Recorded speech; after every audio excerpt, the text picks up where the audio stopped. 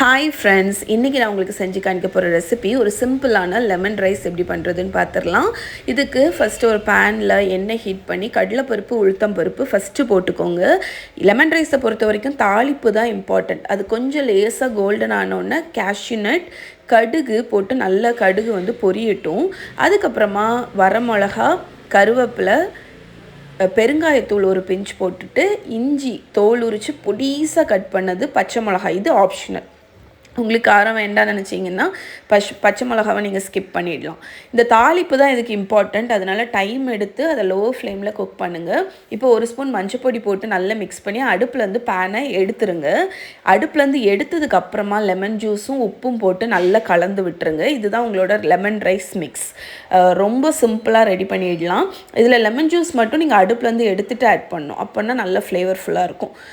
கசப்பு ஏறாது. அந்த லெமன் ஜூஸ் கொதிச்சிச்சுன்னா கசப்பு வந்துடும்.